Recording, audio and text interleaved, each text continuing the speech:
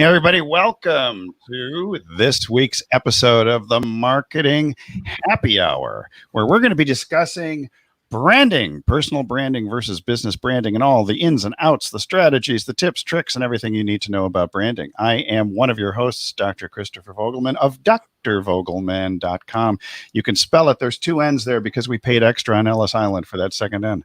And with me, as always, is... Good to know. I'm John Paduchak with Videos of Social as our digital agency. And we've got the local marketing strategies on Facebook is our Facebook group. Plus, we get the one that you and I have, Health Broadcasters. Health Broadcasters for all those doctors who want to be able to reach more people with not just live broadcasting, but also creating video content. And down below... Hello, hello, hello. This is Coach Kayvon. I'm an implementation coach. What is it? Simplify.zone. You're never alone. Yes. You're never alone with Simplify.zone. I need to rehearse that.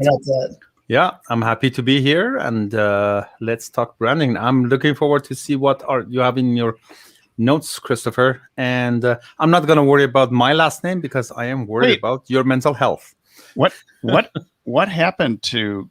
We saw Kam and he disappeared. We had an appearance. It was Epic Conversions. Kam is Epic Conversions, but it looks like it might be temporarily an epic fail. So anyway, I don't have a whole lot of notes today, but today is St. Patrick's Day. And so in honor of the luck of the Irish, I'm working with a Guinness. Mm-hmm. And John is working with something. What is that called? Yeah, Kale and Creed. Kale and Creed. And you're working with Nescafe, Kayvon? Just regular French press coffee. Regular French press. All right. There he is. Here's somebody else.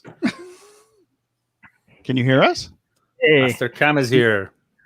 Hey, guys. Can you hear me okay? We can now.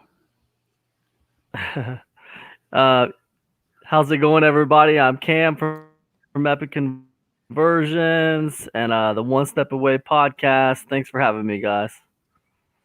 Always great to have you. It's always a pleasure. The question is, do you have somebody streaming video in your place right now, or maybe it's just me? I started getting yeah. Cam's a little choppy today. You're a little choppy today. Choppy. I might have a bad connection today.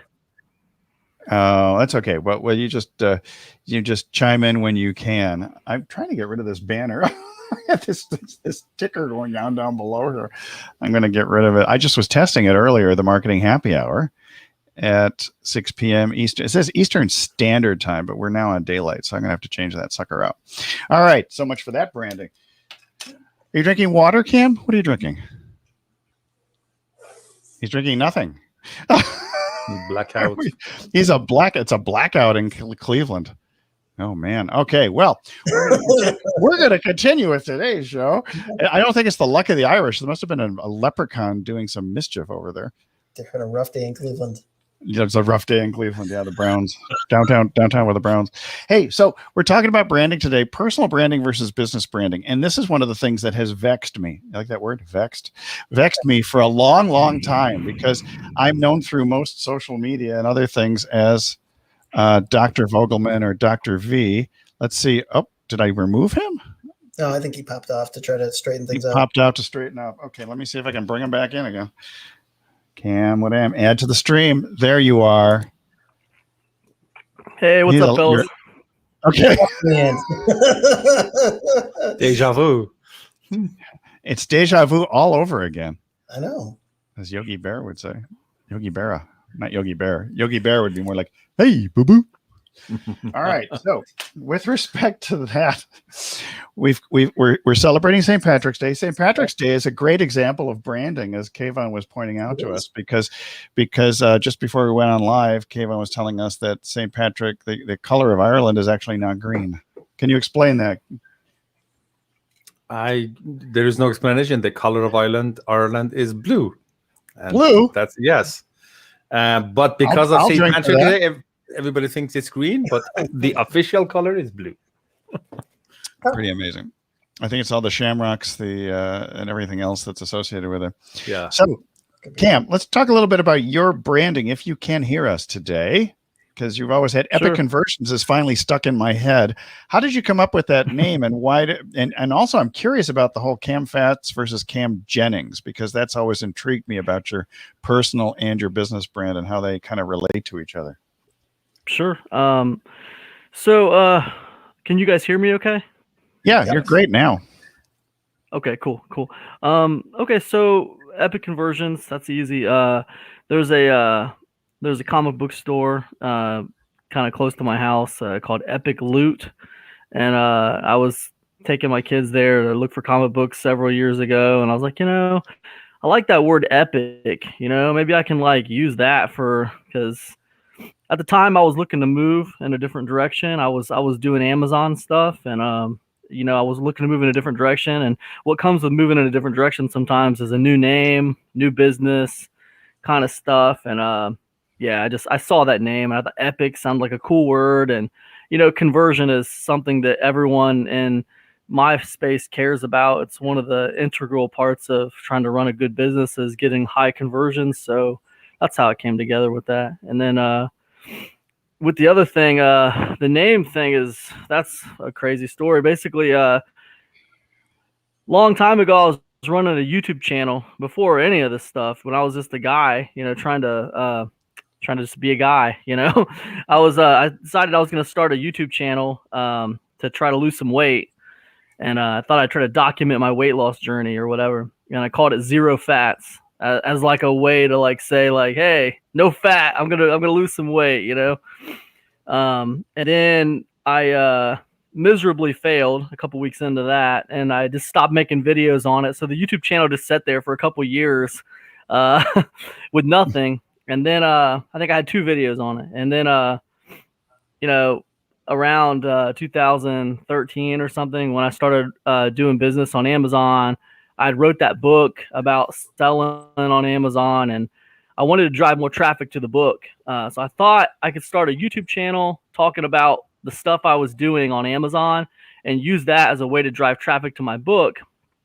And instead of starting a whole new YouTube channel, I just said, hey, I got this YouTube channel already. It's only got 2 videos on it. Why don't I just like delete those videos and just start with this one? And it was Zero Fats, right? So then a few years later, I went to make a Facebook, and I tried to use Zero Fat. I wanted a Facebook profile that was just for business, and they weren't down with the Zero Fats name. They were like, no, it needs to be like a real name. So I said, well, what about Kam Fatz? That's my first name mixed with this other name. So and then I got to know a lot of people on Facebook. So the name Kam Fatz, people just start calling me Kam Fatz everywhere. So that's what happened with that, man. I actually thought for quite some time your last name was Fatz, and I said, that's unusual. Is that German or what is that? No, it's just Jennings. Hey, so John, stuck. Yeah, it's stuck. We got that awkward silence. So I was going to ask John about, because you're going through this rebranding sort of thing. We'll get into what branding is all about a little later, but you're doing the rebranding from, gosh, what was it again? I always forget your previous one. I have no trouble remembering videos or social. Targeted Net Solutions was the first Targeted Net Solutions. Okay. Yeah. And so I had this conversation with a friend of mine one day, and we're just talking about branding. And, I said that I wanted to brand myself, because more and more I'm seeing more and more people brand themselves and their business. And I think that's actually a good thing, to kind of have the persona and the business branding and have them be separate and yet tied together so that people can see that, you own the business and all of that. And so we're having this conversation one day, and I'm just saying that, videos are becoming more and more social oriented. And my friend goes, that's it. Videos are social. It's your golden ticket. I mean, that's totally what I do. And it's funny because the other day we were talking with Cam, and Cam always calls me RV John. Right. So what you don't know, Cam, is that I'm going to use that branding name. I love it. It's RV John. For my RV channel over the summer, I'm going to start that, and it's going to be RV John. So thank you for that, Cam. I think that's the kind of brilliance that you get from the Value Fairy. Well, it was absolutely brilliant. I can't get any better. I can't get any better than that. I mean, it just grabs me.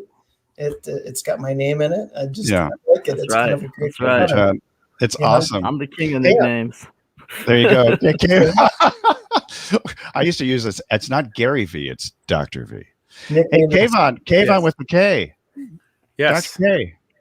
Tell us a little bit about what you were doing previously with your coaching, and then how you made the transition into Simplify.zone. Yeah. Well, actually, what John said is very interesting, because the previous name that I was doing business, it came to me the same way in a conversation with somebody else. So I always rely on that, because was it on this video call before that I told you the story of my internet programming business's name and logo and that sort of thing? Because that was my first So that was my first experience with branding and the power of it and that sort of thing. So when I was first decided to choose to do coaching full time, I knew what kind of coaching I wanted to do, but I wasn't sure what the name of it should be. But I had that thought. I'm sure it's gonna come in a conversation. And actually, one day we were working on this piece of content with my copywriter, and I was explaining something, and he said, "So you basically want your clients their sole focus to be on something?" And I said, "Okay, there you go. That's the name." So the name that I was operating under was called The Sole Focus, as in your one and only focus on the important thing, and it worked. I still have it, and later I switched to Simplify, which is an even a smaller, simpler, more impactful version of the same kind of an idea. I think that's actually really great. I was going to ask Cam something, but he disappeared for just a little bit there. We lost him again. Yeah, we lost him again. So let's get into a little bit. I'm so curious about this, and Cam has been participating with us too periodically. And we talk about one of our mentors, one of the OGs in internet marketing, is a fellow by the name of Rich Sheffrin, and his group, or his organization, his business was called Strategic Profits. And I thought it was very interesting to me to see how his branding plays into it, because everybody knows him as Rich Sheffrin and Strategic Profits. But I was just curious as to, Cam's coming back again, I think. I see him popping in. Back with a vengeance. Is he here? He's coming back with a vengeance. There he is. There he's back. Hey. He's back. My connection's not so hot today, so if I have to bail a little early on you guys, sorry. All right. We could make you audio only, and we just put like a little picture of you up there. I think you can do that. Sure. We have to figure it out. Anyway, but we're talking about Rich Sheffrin for a bit, because he's known as a personality brand, a personal brand for a long time, Rich Sheffrin. But also his name of his organization is Strategic Profits. His group is Strategic Profits. And my gosh, I've been around him for so long, you just can't imagine him rebranding or changing to anything else than Strategic Profits from Rich Sheffrin. Well, at the same time, that's a good brand, because it in 2 words explains what's going on and what kind of a help he can give you. I think that's very important. We always have some sort of either directly or implied our main value statement in the name of the business, because that goes a long way. Yeah. So like for Cam, it's conversions, because it's no sense in just having a whole bunch of interest in what you're doing unless you can finally make the sale and get them to punch in their credit card and click buy. Yeah. Right. Yeah, absolutely.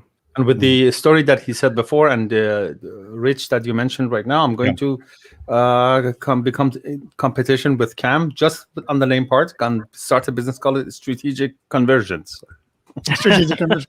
Actually, it's funny you say that, because I was doing a lot of consulting and helping a bunch of doctor friends, and I actually came up with the name, and I used it for a while, Strategic Health Profits. But I dropped it because I didn't want Rich's ire, since I've been a client of his previously. But so, and even in this, we came up with this particular show is interesting how the branding has changed, because originally John and I were just starting to do a series of lives. Was it about a year ago? Was it March or April, something like that? Almost exactly a year ago, yeah. Almost exactly a year ago during the pandemic. And we did it every day. Yeah, we did it every day for 5 weeks, which is really Wow. kind of interesting because we did start getting very some interesting. traction. We even did it on Saturdays and Sundays. But at that time, both John and I were interested in doing live streaming. And so the name that I had come up with at that time was the Don't Dream It, Stream It show. And it was just it was actually sort of a spoof on Rocky Horror Picture Show where they say, don't dream it, be it. And so that was what we did. And then eventually it kind of morphed into, because it was Friday afternoons, it was around the time of happy hour, particularly on the East Coast, like 5 o'clock on Fridays. And so we just called it the Don't Dream It, Stream It Marketing Happy Hour, which eventually shortened to the Marketing Happy Hour. And I think that's just sort of how things evolve naturally. It reminds me of Select Comfort. Select Comfort was the company that came up with the Sleep Number bed. And eventually they changed their name to Sleep Number Bed because they were their Sleep Number store, because all the consumers, they were all telling them in conversations, oh yeah, that Sleep Number store. It wasn't Select Comfort. They could care less. Which is a good point, in our personal conversations or businesses. The original name that we come up with, it evolves through time. So not worrying about perfection at the beginning and letting it evolve and being flexible to that is an important thing in my opinion. Yeah, I mean, if people tell you what they think of you, it might not be a bad idea to tap into that, because there might be more power in what people call you than what you necessarily think of yourself. Because that's the reason for me to switch from the sole focus to simplify. That was based on the feedback that I got from the clients. Mm-hmm. Yeah, I mean, I know the other thing I find is the more action I take in a particular direction, the more clarity we get about it, right? So the more we're moving forward, the more we're continuing to take action on the things that we do in everyday life. It's like all of a sudden great clarity comes and you become clearer and clearer about what you want and what you don't want. and that's where these choices arrive from. You just all of a sudden go, hey, I want more of that. And this actually describes the result that I provide better, or what I do better, and just makes more sense. So do you think of branding in a name, or do you also think of it in terms of the colors, the fonts, and all the other stuff like that? Because I know, Cam, you've got all of that. Yes. Cam's got sort of like a kapow type thing. He's always got the thumbs up and sitting in somebody's face almost. And it's all of it. That seems to be your signature. Yeah, absolutely. It's all of it. The branding encompasses all of it. Like when we talk about branding, like I think of branding in terms of leverage. Okay, so like branding my company, the more brand equity I have, the more people who know what Epic Conversions is, the more leverage I have in the space. Like the more I can maneuver, the more I can, the more money I can make. Let's just be honest. Let's be this flat out. Get to the heart of the matter. The more people who understand what Epic Conversions is, the more money I can make. And when we think about this idea of how do I get more people to know what Epic Conversions is, so there's a lot of things, right? Yeah, like you picked up on this, right? Me going like this and pictures and stuff all the time. So why do I do it? It's because I want people to associate me with positivity, right? I want people to associate me with, motivation, positivity, and I want them to associate that brand with those things as well. So yeah, it's a little strategic and not to be like exploitive or try to trick anyone, but yeah, it's planned. Those things are planned out. So you may not know this, Cam, but I had actually Epic Win Agency for my name for a number of years. And at the very end, I would say something like, this is Dr. V wishing you an epic win. And nice. that was my sign off every single time. So when I see your thumbs up thing, it always reminds me of that old brand that I no longer use. Social media, it can be a little bit of a negative place for the common person, for the average customer, right? The average, not people out there who are trying to, have big businesses, but maybe the beginner person out there who's just a normal person who's on social media trying to get things going. They get sucked into a lot of negativity on social media. And, that kind of thumbs up thing it's just part of like kind of being more positive and associating that positivity with the brand and trying not to get involved in a lot of those conversations that go in a negative direction, because you don't want your brand to be associated with that. So yeah, be positive. That's the best blood type too. Be positive. Yeah, I mean, it's hard, man. Like, as far as like trying to start your own business and trying to make a bunch of money on the internet, it's not easy. In 2021, it's no easier than it was 10 years ago. Some people say it's harder now because it's harder to get people's attention. Well, there's a lot of noise. I would agree with you. There's a lot of noise. So how do we cut through the noise? So that I'm always curious about that. Is there anything strategy, right? That's strategy. And I'll shut up here and let somebody else talk. But yeah, it takes strategy. So John, how do you cut through noise? I'm just trying to think of how we can get Bigfoot to be Cam's mascot. Bigfoot, yeah. Bigfoot with a big thumbs up. Yeah, we're gonna go a couple more weeks without shaving, and we'll find out. We're gonna call it Big Thumb.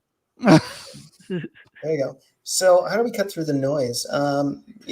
My biggest way of cutting through the noise, obviously I'm a video guy, so video I think is a great way of cutting through the noise because people get to see your personality and your brand, get to know, like, and trust you, and it's all about getting in front of all the time. And I know there's going to be a but. Go ahead. What's the but? But you say video, like everyone's not on video right now. Like everyone's on video. So what can they do, John, to cut through so that people actually pay attention to their videos? They need to be as handsome as you, Cam. Oh man, that's a low bar. Hey, speaking of bars, cheers. Well, I think it's like anything, Cam. You got to have a strategy behind it. And I was saying to Dr. V, I was talking to our friend Ed Winslow earlier, and Ed's putting together an SEO course, and we're working on that together. And I think it's going to be amazing because one of the things most people don't consider, many times they're going, I need to build a website for my business. I need to get my branding right. But before they do that, they need to have a marketing strategy.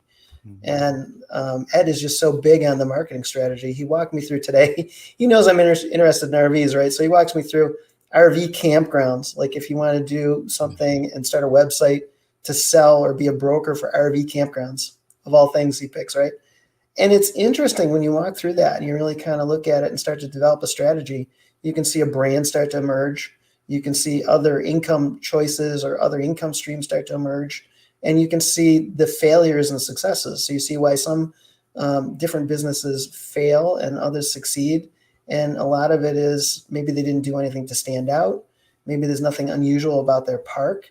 But that's true with any business. It's not just RV campgrounds. He just chose that one because he thought it was funny for me, But it was a really interesting thing to kind of look through.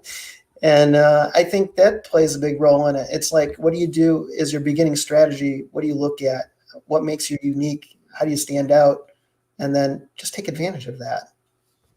Dr. K, talk about logos. Do you need a logo to develop a brand? I guess logo can help with the visual aspect of it. A video or image or memes or anything that we create and put out there. So goes hand in hand with what John was saying. Another thing that I was thinking about as we were talking about this is the value of repetition, of showing up over and over in front of our audience members. So in various formats or in the same form, because not everybody is a video watcher. Some people are listeners, some people are readers. So which would be the value of repurposing our content. But I think repetition also goes a long way because a brand can really stand out, but it will be forgotten if we don't encounter it again. So repetition is something that I think it can play a big role. Yeah, you know what? It's 100% true, Kayvon, because the thing about it is, showing up over and over and over again. I mean, so many people have trouble doing that. People have so much trouble with consistency. It's got to be one of the top 3 problems people have in online business. So if you can show up over and over and over again, spitting your message every single time, I mean, that you're going to be over halfway there, just like that. Yeah, I remember reading one of Don Miller's books, and he was saying that marketing is basically an exercise in memorization. So your message or all of that, you have to repeat it over and over, as Cam was just saying, that you have to repeat it over and over so they can recognize it, or sometimes they can repeat it back to you. That goes with the jingles and slogans and that sort of thing, that they can repeat it back to you. And then you have, because marketing and branding, the whole purpose is, with the standing out, with the repetition, with the logo, is to occupy a space in their mind. So when they think of a certain sort of a need, your name shows up. Like when I say beer, you think whatever you think right now, right? Yeah. When I say coffee, a brand pops up in your head. When I say burger, yeah. So repetition helps us to occupy some of that mental space that is associated with us, and go about it that way. Aren't we through that repetition? Aren't we actually indulging in a little bit of sort of neuroplasticity, trying to make those little neural pathways easier for our prospective clients to follow? Definitely. Kind of driving until it becomes almost automatic or subconscious. Until they say, "Leave me alone." Yeah, leave me alone. Take my money. I was thinking something as Kayvon was talking, though. Yeah. Sometimes we don't think about this. We're always in the mindset of marketing as a strategy to attract more eyeballs to what we're selling or what we're doing. But marketing is also a filter, and sometimes we forget that. It's about attracting the right people to our offer. It's about attracting the people who resonate with us and our language and our logo and all of those things. And so I think a lot of people miss that aspect. And repelling the people we don't want. Yeah, that's the other thing. It's not all about attracting everybody. It's attracting the right people who resonate with us and our message. And so it's also a filter. And I think we miss that a lot of times. Yeah, Cam. I'm trying to think of a good example for that. Can you guys think of anything? Cam can think of people he doesn't want to attract. Sure. You mean a good example of repelling, Kayvon? Yeah. Or I meant filtering the right people and wrong people. Yeah, but I mean, yeah, sure. A good example of that would be Kern, right? Frank Kern does that all the time. I mean, he's always trying to attract these, 100K plus a year clientele, and he's always trying to repel, the biz op crowd. He's in a constant state of doing that. So he doesn't want the $10 buyer. He wants the $1,000 buyer, and he's very clear about that. He teaches other people to do the same thing. So. Sure. Yep. I think Rich does a great job of that. I know you guys, I'm a fan of Rich myself, but I think he does a great job of that as well. He's very clear on what he wants and doesn't want. He's very clear in what he's talking about. And he also takes a lot of time to highlight people and mention people and converse with them when he's chatting, which I think is great. He's obviously bringing and culturing that, bringing the right people in. So I think there's lots of examples of that if we really look for them. I think people just want to be acknowledged. Sorry, go ahead, Doc. I was just going to say, people just want to be acknowledged. They want to be recognized. Folks that even will play for status. I know I've fallen into that too. Like I'll make a comment just to attract his attention so I can see my name in lights. But it brings in, or it connects with the people who really resonate with Rich. So they obviously resonate with him doing that. They like him being very personable. I would think it cultures people being personable back. Yeah. So I know one of the things I often go through with clients is kind of a strategic attraction formula where we talk about what we want, what we don't want, what kind of state of being we're in when we're attracting our perfect client or customer. And so I think there's a lot that goes behind that, but definitely isn't that the reason behind what, like Starbucks, they try to remember your name, or they ask your name so they can announce it loud and you go get in your coffee. Yep. And speaking of Starbucks and branding, naming their products in a unique way is also can go a long way, because imagine product that branding, you go to a place that the small coffee is called tall and the medium is grande. And if grande, which means big, is the medium one, what the hell is a venti? Exactly. So they managed to bring you to their world. That's always confused me. I go in. I've never understood that. That's interesting. They create their own language. You want a grande or a venti? Venti. Large. Grande to me would be the greatest, the largest. Venti. You have to ask them, how large is your large? I know. But that's genius, though, right? I mean, that's and you're absolutely right, Kayvon. With the whole thing with Starbucks, it's like Doc was talking about the thumbs up thing that I do, and like it's Starbucks, they took that branding into the way they name the sizes. Like no one thinks about a venti without thinking about Starbucks. True. No. Yeah, nobody. We think about a large and a medium and small with everything. It's almost like those sizes are commodities, but Starbucks made sizes proprietary, which is crazy.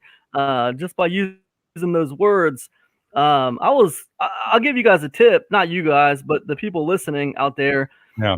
Every week I go grocery shopping. And one of the things, this is geeky, but one of the things I like to do is I'm just like walking around the store, kind of taking notice of product branding and seeing who's doing what and what's catching my eye, because there might be something I can use there. I'll give you guys an example. There was this kind of no-name cupcake company. I can't even remember the name of the company, but they this is kind of like piggyback branding a little bit. They basically had 2 flavors of cupcakes, right? And they capitalized on the popularity of the Netflix show Cobra Kai.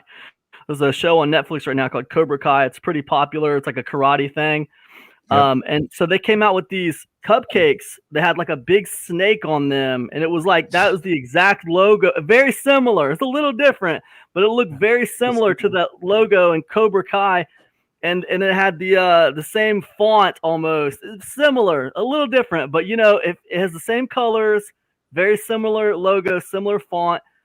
The other brand was like a bonsai tree, and they were 2 different colors, 2 different flavors of cupcakes. But the bonsai tree, that fit right into the Cobra Kai thing too. If you watch the show, the bonsai tree is like the other side of it, the good versus evil. And so that's they're trying to, anything to push their product a little bit above zero in someone's attention scope. You know what I mean? Well, good for them. I like that. Yeah, it was neat. So that's making it monumental. Monumental. A lot of people are using nostalgic. A lot of people are using nostalgia branding, and it's just like, my goodness, look at Nintendo. Nintendo, their whole, they wouldn't even be alive right now without Mario. I mean, they've milked that cow dry, if you ask me, but they're still around. They're still going strong. People keep on buying new Nintendos just because of Mario. Or bringing out the old arcade games back again. That was a big thing that they did. So, a lot of that stuff is just what stands out, what makes us original, what can we take advantage of that's going on right now. That's obviously a very popular show. We look at things that pop up in Google Alerts and different things that are trending that we can kind of piggyback on.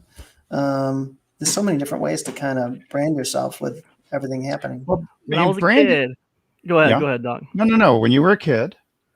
Yeah. I was going to say, when I was a kid, we were poor growing up, and my mom always bought the generic vanilla ice cream from the store. It was a pure white package with black lettering, right? Sure.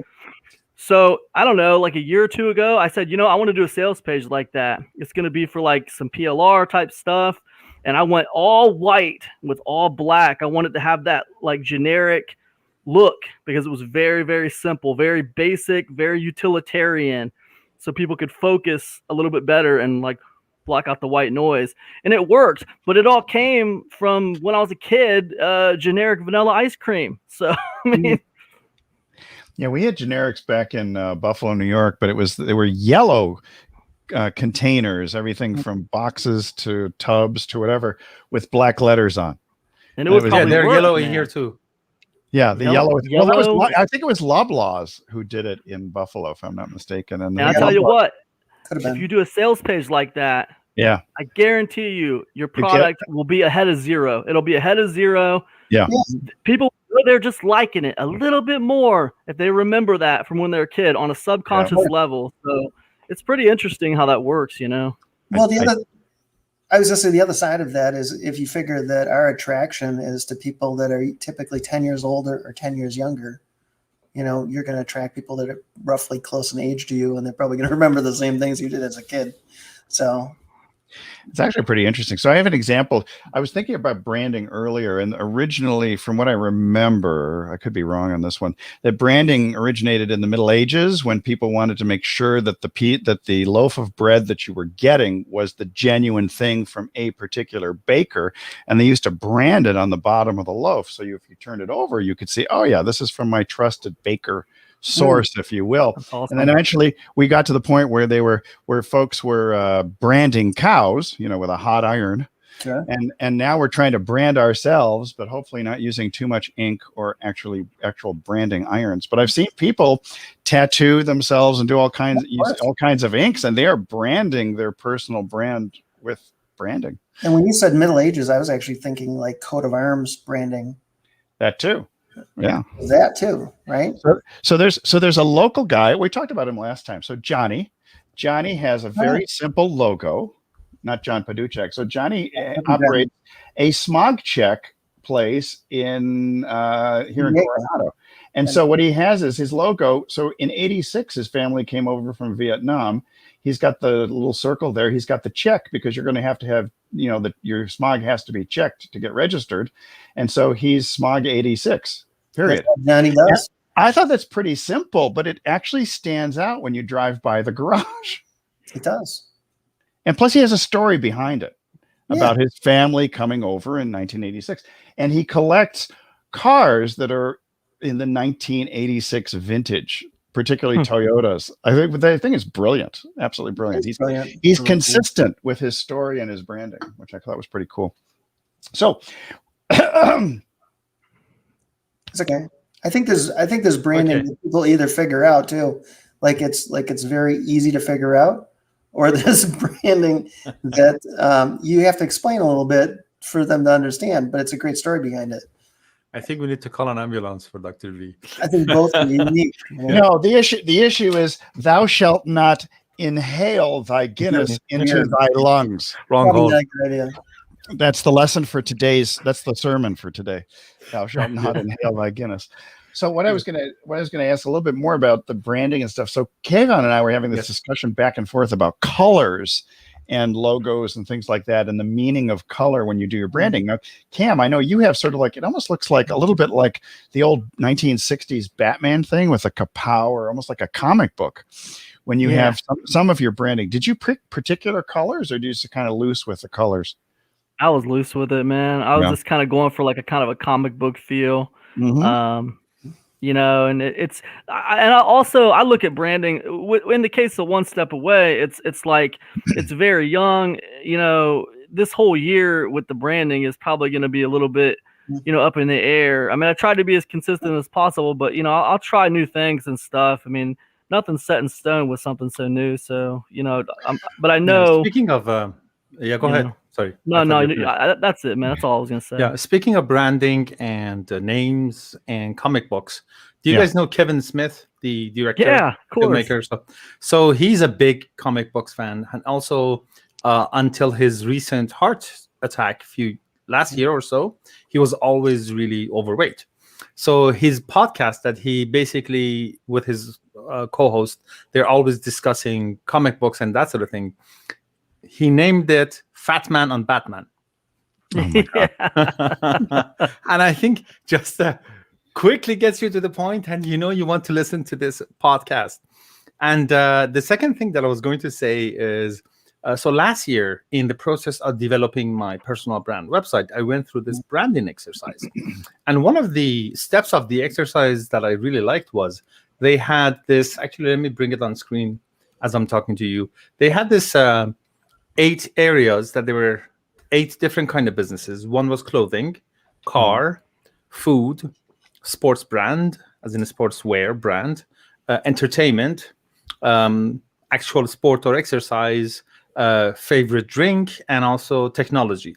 So they asked us to choose a brand that we like, or our customers like, or that whole business and brand is about that. So because what they call the outcome of this whole was a document called the Brand Bible. It's something that you can share with other people, let's say your web designer or whoever else, so they can get the the feeling and the energy that you're trying to communicate. So if you go through that, and let's say your car brand is Tesla, is different kind of a mindset and way of doing business, or even client type, rather than choosing some other brand. Or for favorite drink, is it mine is coffee.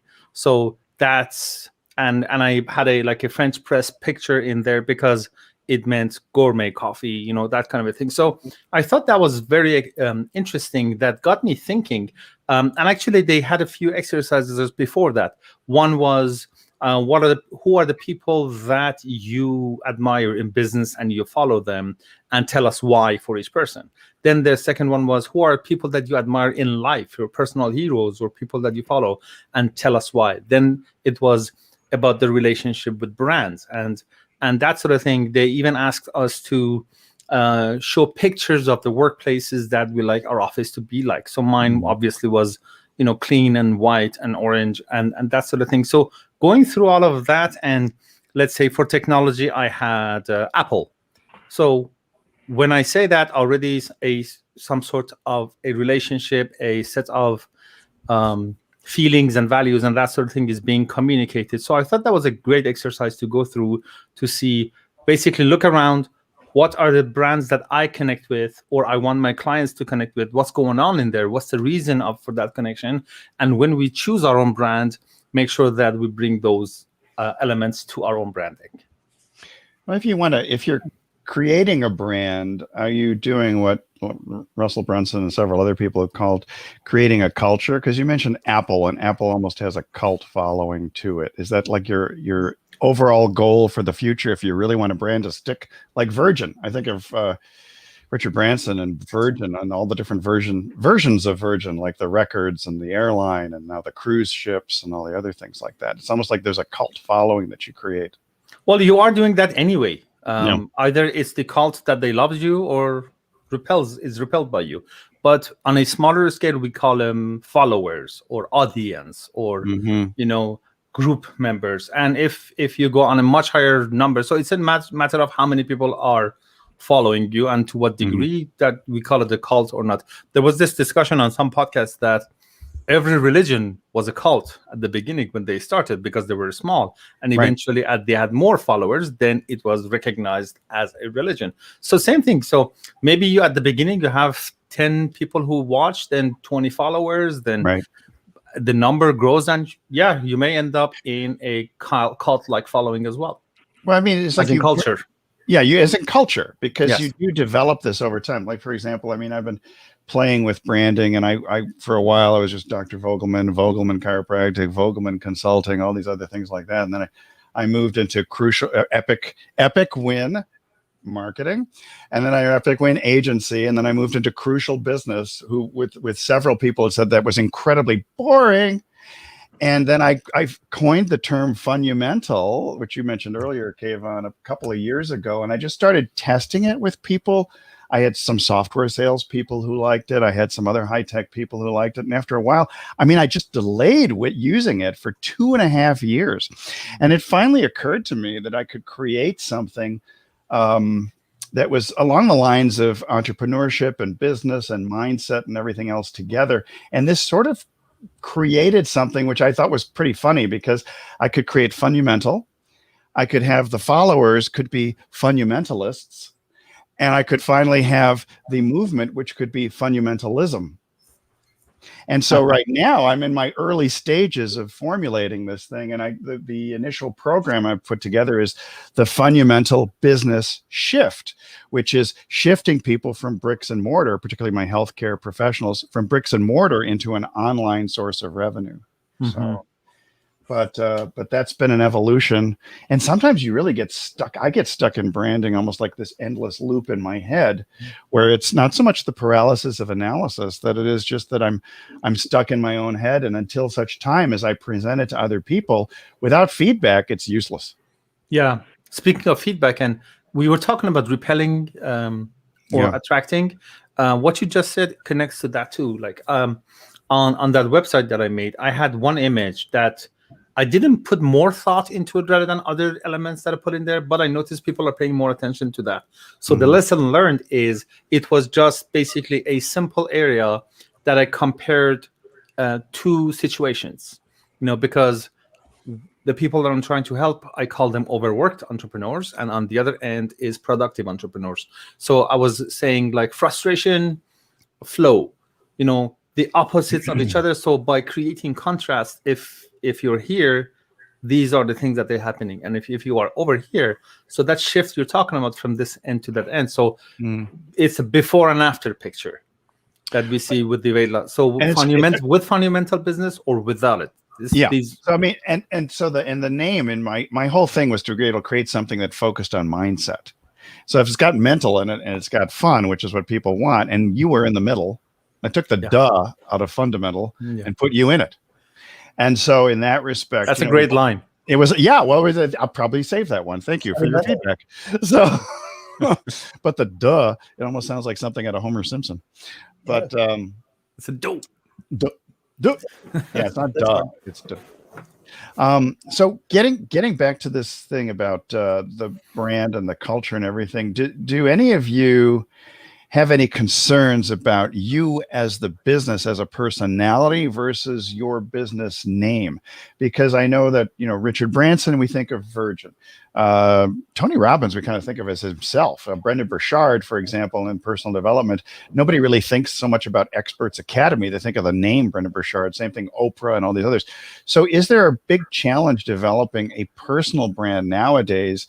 Or do you really want to have some sort of a guarantee in the name of your business, or something that says a lot about what the results, the promises are going to be in your name? Like Simplify.zone or Epic Convert. I think it has to do with what you're selling and your size as well. So for example, if we are selling something that is going to help the person, probably they like to go with a personal brand, right? But if it's something that is helping situation in life, you don't, like, for example, I don't want to buy a car that is person's brand, but at the same time, when it comes to marketing, maybe I do want somebody whose personal name is on it. But people used to buy Ford made by Henry Ford. Well, that wasn't, he put his name on the brand, so he wasn't building his own personal brand. He was still building the car brand, but the car was named after himself. I think it varies a lot, but there's a lot of corporate CEOs that we know that we associate directly with a brand. Yeah. So if we think of Apple, a lot of times we think of Wozniak and Jobs. Yeah. And we think of Bill Gates with Microsoft. And so there's an awful lot that the two are tied together. It's kind of unusual for most people to not realize who is heading a certain company or business operation. Is one way to harmonize this to have your company name, and then you say something like, it's John Paduchak's videos are social, because you've already established yourself as a personality on social media and other things. Or like Kam Fatz, Epic Conversions. Because I have no trouble remembering Kam Fatz, Cam Jennings, but I have trouble sometimes remembering Epic Conversions. Yeah, sometimes it's a bit of an oxymoron, because we, in a lot of ways, we talked about this a couple of times. When you're establishing your business, sometimes you want privacy, right? Yeah. You don't really want people to know that you have an ownership. So it's a little bit of a. Yeah, but forget privacy in today's. No, I know. On top of that, it doesn't really exist. Yeah, no, I know. On top of that, what I also think is, personal brand, business brand with a personal name. Yeah. I like to think of it. Which one of these choices is going to serve the client better? For them to buy into the product, to use it, to consume it, to get benefit from it. Is it better to have a business brand or a personal brand or a mixed brand? So it becomes, instead of a choice of what I like, becomes which one can serve the clients better. Right. Makes sense. Like Dunkin' Donuts. We don't care who's behind the thing. We know it's donuts and coffee, and you go over there. Yeah. Because America runs on Dunkin'. See, that's burned into my brain too. We're all around here, so Think about all the brands. Dunkin' Donuts area. We talked about repetition earlier. Think about all the brands that we have in our heads. If you were to just have it your way, that was the Burger King stuff. A lot of times we have the slogans in our heads that there was such an incredible amount of repetition that we're almost on autopilot. We love to see you smile. It. Yeah. Now I got a picture in my head that I just can't get rid of. So if you ever see any Dunkin' Donuts, right? They're all very by the franchise rules. But if you see the original one in Quincy, Mass, completely different. Well, yeah, it's the true. Other one is completely different. It's like the original McDonald's. It's the original one. Yeah, the original McDonald's is very different than what eventually transpired out of that. But the arches kind of maintained themselves over time. Sure, but I just couldn't get that when Kayvon said, or you said that. I just couldn't get that out of my mind. That there is kind of a difference between the very original one and the ones that. Well, and it takes time for a new tagline to catch on. Although I still have 2 all beef patties, special sauce, lettuce, cheese, pickle, onion, and sesame seed bun in my head. That was from a lot of Big Mac commercials going on. And that's a big now. Yeah. So. I like Home Depot's. I don't know if they're using it or not. It was Home Depot. You can do it. We can help. We can help. Yeah. That was it. And there is also this other store, Rona. Was Rona the how-to people? Rona, like Corona virus? Rona, like in the same business. I don't know. Do you guys have it over there? Rona? I don't think we have Rona. No, it's similar we have a lot of Rona here in the U.S., but it's totally different. No, Rona is similar to Home Depot. It's a big store with I think we have Lowe's. Lowe's is our alternative to Home Depot. Lowe's is a little more upscale. No. Speaking of that sort of thing, so obviously English is not my first language, and when I moved to Canada, English was to a certain level, but getting into the culture and all of these little things here and there. So there were these, I guess, budget supermarkets. And the name is Buy Low Food. But to me, as a foreign person, the low associated with the quality of the food, not the price. Mm-hmm. So I was thinking, why the hell do I want to go there? I don't know about low food. Why do I want to go buy low food? Yeah. Who the hell goes intentionally buys crap? From the bottom of the dumpster in the back of the store. Yeah.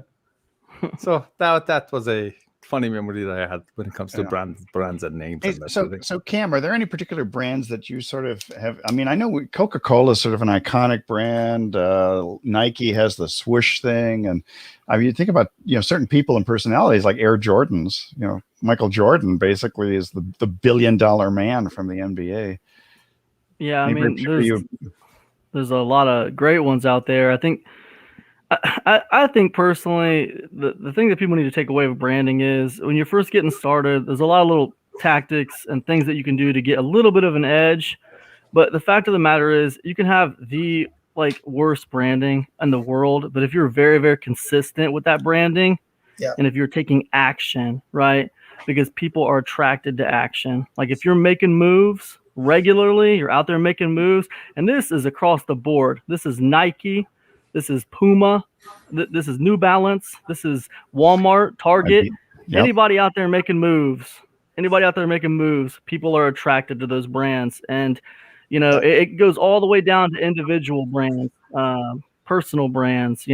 Rich Chevron, for a while, he was out. He was out of it. Now he's back with a vengeance, and he's making moves. So now he's on the radar. And this is the way it is. So you can have mediocre branding, and if you're very consistent and you're making moves, or you're putting the appearance out there that you're making moves, then people will be attracted to that. That consistency is really important, because I noticed that he started many months ago doing weekly Facebook Lives, but he did them on Tuesdays and Thursdays at different times, because he was trying to reach an international as well as national audience, and so consistent. I mean, if there's one day he misses, it's just like, what's wrong? What happened? Is he okay? Is he sick? Is he in the hospital?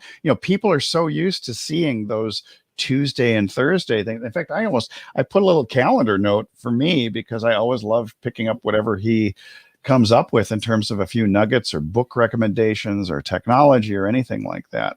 And I think that's where, Kayvon and I actually, I think, met through his That's how we met. comment section. Yeah, we met through the comment section. Yeah, there you go. And John and I met now. through John and I met through the comment section of Eric Louviere's broadcasts. So, right. Going back to what Kam just said, that's a great advice for whoever is listening to this. Yeah. Especially when it comes to the beginning of the business. Basically, don't spend so much time, energy on making sure your branding is right. Deliver results and worry about branding later. I remember I was in a talk by Guy Kawasaki, and he was talking about mission statements. So kind of the same point. He said at the beginning of your startup or your business, do not spend any time, energy, money, consultant on coming up with a mission statement. Because one of the two things is going to happen. One, either your business fails, then who cares if you have a mission statement or not? And number two, or your business succeeds. And then if you have extra money and time and energy, go spend it on coming up with we are the paradigm shifting, blah, blah, blah, blah, blah, come out. But at the beginning, don't worry about mission statement. Nobody reads it. Nobody cares. Deliver results, and you'll go from there. Yeah, you think those cats who came out with fidget spinners cared about mission statements? Oh, hell no, that was totally opportunistic. I was like, it's in, it's done. I made my millions, and now I'm leaving. It's done. Lock it. It's over. Stick a fork in it. That fidget spinner is toast. It's funny. I always look at branding really as an evolution. I mean, we started with an original brand and we've changed it over time as, the business evolved and everything else. And I do think it's true that, you're looking to ultimately attract your kind of 1,000 raving fans and provide for them and care for them and nurture them along. And you can't help but have things work out for you. But I also think that there's a marketing strategy behind everything. And if you get your marketing strategy right, I can clearly see now where so many businesses fail because they don't concentrate on this one part of setting up a strategy. And the number of people that I see on a daily basis who say, I want to start like a bakery or a coffee shop. And there's a million of them out there. What makes you different from the other one? There's just so darn many of some of these businesses. I put amphetamines in my coffee also. Yeah, it's just so hard. It's so hard to stand out. That was a popular coffee shop. Very popular. It's like the original Coca-Cola from the early 1900s with cocaine in it. So. Yeah, was that real? Things to do. Totally real. Totally real. Things to do to stand out. Like if you have a bakery, you can be the only bakery that also has doggy treats. Yeah, that's just there. Yeah. Starbucks has a little cup that they call a puppuccino, which is basically just cream. They put cream in it, and for doggies to whipped cream. This is for the puppuccino. Those guys are on it. Doggy biscuits. The same thing. Yeah, those guys are on it, man. Those guys, man. Some of these little companies are on it with their branding, and they're on point. Yeah. I'm almost thinking too about hearkening because my wife and I watch a lot of Shark Tank and also The Profit. And it's always fascinating to watch these small businesses, their names, how they evolve, what the stories are. It's just endless entertainment for us. And I'm often taken aback by some comments which will be made, which is you don't have a business. You have a product. You don't have a business. Mm-hmm. And very often it's like fidget spinners. You had a product. It wasn't a business. There was no other, spin-offs of the spinner. So, I like of the spinner. Yeah. I like that you mentioned the shows that kind of affect us. So we've been big fans lately of the Food That Made America. It's on History Channel now, and it's so amazing to go watch and kind of watch their branding strategy from way back and how they put things together and how they were just like butting heads with each other to get a product done. Netflix has a series of those like brands that they made us, toys that they made us, and that's I've seen that. Yeah, I have not seen it. That's something for me. That's a good one. I like that one. Dr. V, I think it's time to. It is time. It is time. Yeah. I was trying to sort of cut us off a little bit, but without being rude, of course. But thank you for being the timer and simplifying my tasks. So we're at the end of this thing. Any final comments from you, gentlemen, before we sign off for the week? What I was great reminder from this conversation for me was consistency. Yeah. Yep. Yeah. Cam, anything? Just don't give up, guys. Yeah. It's tough when you're first getting started. Keep it going. Don't be so brand focused. Be more action focused. Take note of all your wins and make sure they're getting out there for people to see. So, I think for me, listening to say consistency and do your research and have a strategy, but not do your research to the point of overwhelm. Like, don't get caught up in it. You can evolve your business strategy and brand, over time. Mm-hmm. I'm just going to hijack a brand slogan, which is just do it. And that's it for now. And so we'll be back next week. We'll be back next week with a Marketing Happy Hour. You can find us here on Facebook at The Marketing Happy Hour. And if you want to join us at some point, just let us know. Please put your comments in below this video, and we will answer any questions that you may come up with. Until next week, bye-bye.